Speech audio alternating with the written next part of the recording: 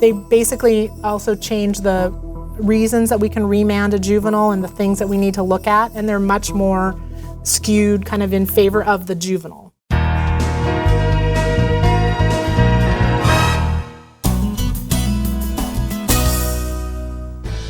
At a recent local Public Safety Coordinating Council meeting, we heard from District Attorney Beth Heckert. She summarized several recent modifications to both major and minor laws in Oregon.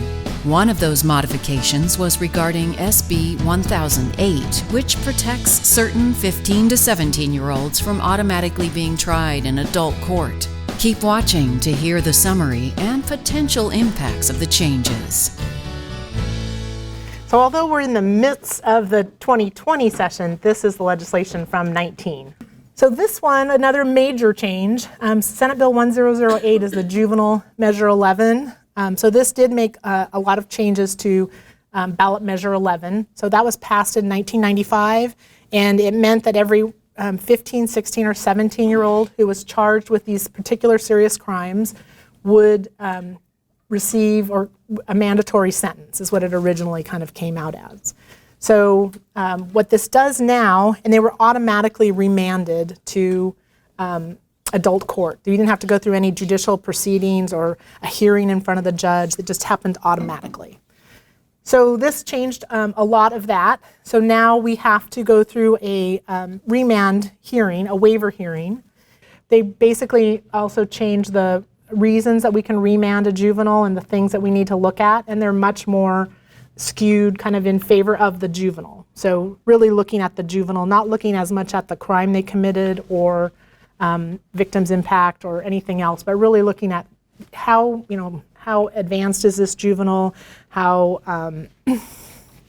educated are they, how much could they maybe improve if they were just left in the juvenile system. So that's really kind of the focus of all of this legislation. If they're waived, then they are eligible for parole in 15 years.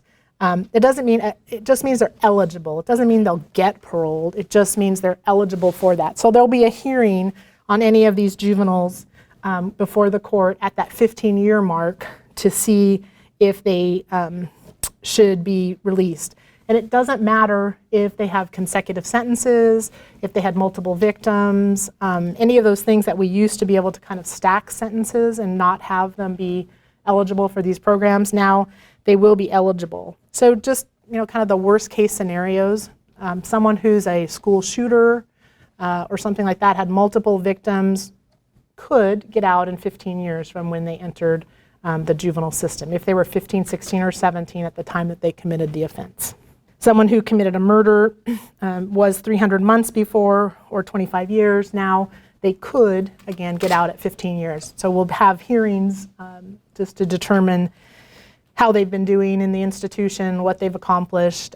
There is an opportunity for victims to give some input at that hearing as well, and then it'll be up to the judges to decide what should happen with that person.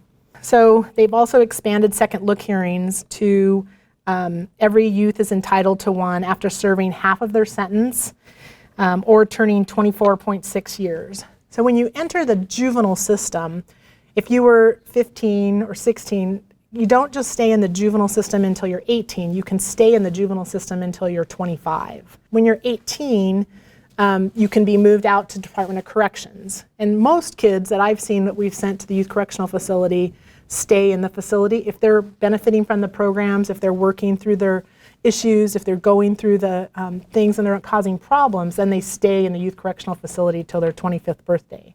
If they're causing problems and they're over 18, they can be transferred over to Department of Corrections. So now every youth who gets a sentence will be entitled halfway through their sentence to have a second look hearing. And that hearing, we've been doing those for a while, but ballot measure 11 cases were exempted. So now those ballot measure 11 kids who got sentenced to a youth correctional facility for, say, a robbery in the first degree or robbery in the second degree, they're entitled to that second look hearing. Those hearings, the burden is on the youth to show that they're rehabilitated and they should be allowed to go back into the community on parole. A lot of times they're kind of good because you really see kids who have excelled and have really done well in the programs and should be entitled to getting released.